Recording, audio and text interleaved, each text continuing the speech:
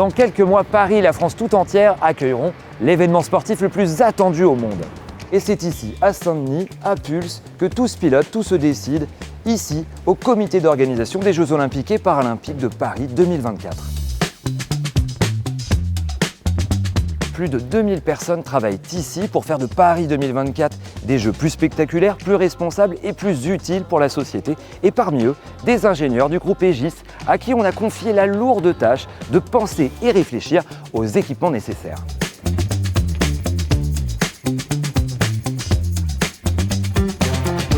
Une équipe de 150 collaborateurs mobilisés pour ces jeux, tous experts en leur domaine, le conseil en ingénierie, un savoir-faire unique au monde, tout l'intérêt de vous le faire savoir. Bonjour Thibaut. Salut.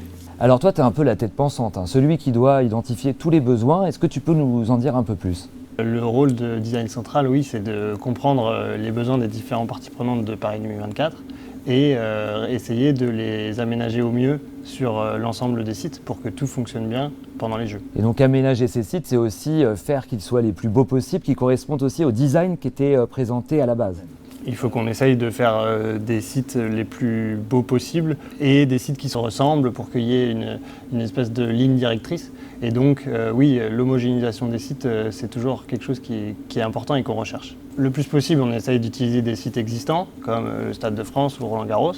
Mais à côté de ça, on a des magnifiques sites à Paris et on essaye de les montrer le plus possible. Et pour ça, on est obligé d'utiliser des infrastructures entièrement temporaires. Alors, est-ce que tu as un exemple à nous donner là, pour que ce soit plus concret ? Par exemple, on a un site magnifique à Invalides qu'on va vouloir mettre en exergue. Et donc, on vient essayer d'imaginer comment construire un stade de tir à l'arc malgré les contraintes que ça implique. Ok, bravo. Écoute, merci beaucoup. Je vais voir tes collègues parce que j'ai mon petit tour à faire.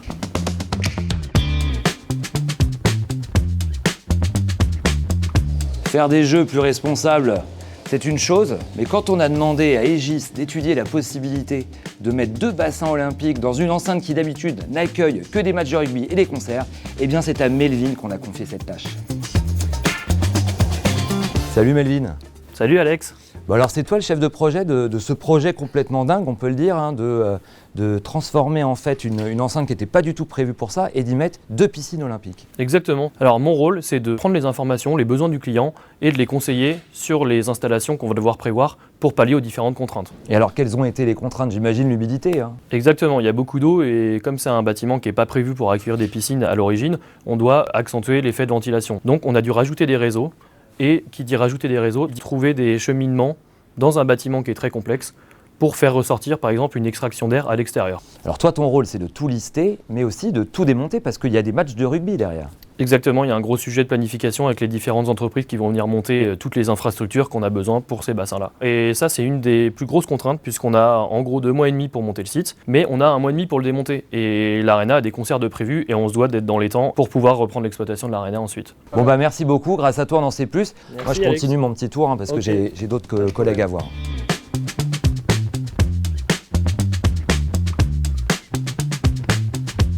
On sollicite le groupe Aegis pour ses conseils en ingénierie pour des sites sportifs, mais pas que. Il y a aussi tout ce que vous ne voyez pas à la télé, tout ce qu'il y a autour, et ça, c'est le rôle de Claire. Bonjour Claire. Salut. Alors toi, c'est la VRD. Est-ce que tu peux nous expliquer ce que ça veut dire VRD ? Ça veut dire voirie, réseau, divers. C'est tous les aménagements qui sont en infrastructure, c'est les réseaux, et les aménagements en surface, ça c'est la voirie. Et donc ça concerne en fait tout ce qu'on ne voit pas à la télé, tous les aménagements extérieurs. J'imagine aussi l'accessibilité. Eh bien, un site de compétition, c'est effectivement un ensemble d'usagers, c'est effectivement les athlètes, les spectateurs, la presse, les médias, mais c'est aussi, comme tu l'as dit, le principe des jeux pour tous. Donc c'est l'accessibilité des personnes à mobilité réduite, mais aussi évidemment des services de secours. On sait que Paris 2024 a pour objectif de faire des jeux plus responsables. Alors en quoi ça consiste pour vous, pour votre travail ? Eh bien, on s'appuie au maximum sur l'existant. Et donc, effectivement, l'enjeu, c'est de challenger et de trouver l'équilibre pour faire le moins de travaux possible et être limitant dans l'impact environnemental. Un exemple concret, c'est tous les sites dits 100% temporaires, donc c'est les sites de Paris-Centre, et Eiffel-Champ-de-Mars en est un très bon exemple. Donc c'est des espaces publics aujourd'hui et ils seront mis à disposition à Paris 2024 vraiment au dernier moment. Il n'est pas question de bloquer la vie des Parisiens. Donc là, on est en train de tout préparer, d'organiser pour que la phase montage elle soit faite en un temps record.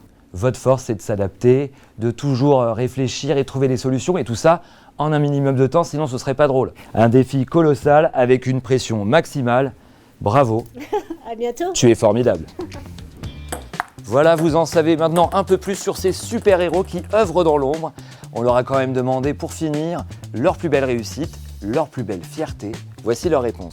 Je suis assez fier de travailler pour les Jeux Olympiques de Paris 2024 puisque c'est un projet emblématique qui se passe en France et on sait que c'est l'événement sportif le plus grand au monde. La fierté, c'est de bosser sur autant de sites historiques, d'intervenir à échelle nationale. Aujourd'hui, on a des prestations qui vont de Marseille à Lille, donc c'est quasiment toute la France. Sortir de sa zone de confort, c'est évidemment notre quotidien. C'est ce qui rend intellectuellement évidemment le projet intéressant. C'est la première fois pour Aegis de participer pour un événement sportif à ce niveau-là, donc vraiment fierté totale pour nous tous.